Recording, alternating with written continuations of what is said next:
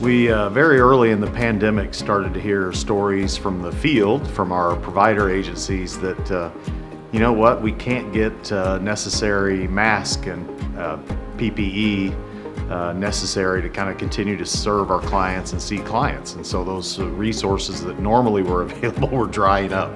And we quickly got some intel from people that there were some resources that if you ordered in large bulk quantities, you could perhaps get significant PPE delivered.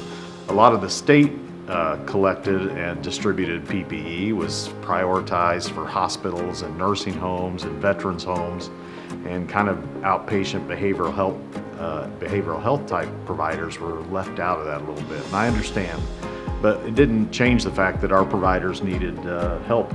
And so we quickly just said, look, our job now is to give providers what they need.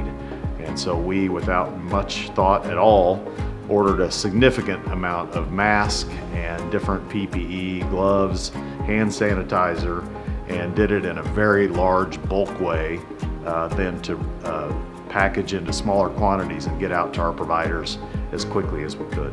So our team here at the council really jumped on, our response in terms of receiving and shipping out as much PPE as we could get our hands on. And so our lobby space here actually became a warehouse. And so we would have boxes and stations where, masks would go here and thermometers here and gloves here and you name it. And then we would just start an assembly line and make up the boxes and get everything packaged and ready to go as soon as we could. So it was very much all hands on deck, people coming in to get those loaded up and then moving those out and there's a few days that we had so much that we had to get out that we brought in trailers and trucks and loaded them up and took them down to FedEx to get them shipped out. And so we tried to be as responsive and get that done as quickly as we could. And making sure that people had what they needed when they needed them, across the board for the whole organization and all the various programs that we had and that we support. Another thing that our team did a really good job with is making sure we were sharing information as well as keeping wellness a focus. And so sent a lot of encouraging words and resources for staff and teams so that they knew that we were there to support them and to do anything we could to help them on the ground and keep their doors open and services, getting services to the people who needed it during all of this. So it was a very challenging time for everyone, no doubt, but hopefully that we have also learned a lot through the process and even have kept some PPE here so that if anyone needs it in the future too, we can be as quick to respond as we can. So the first deliveries were some mask and hand sanitizer and some basics like that, and they were big enough. Our office was closed, so we learned quickly that we needed to pivot, and the first supplies were delivered to my house here in Jeff City, my actual residence, and they started delivering 12 to 30 boxes at a time that I'd put in my living room.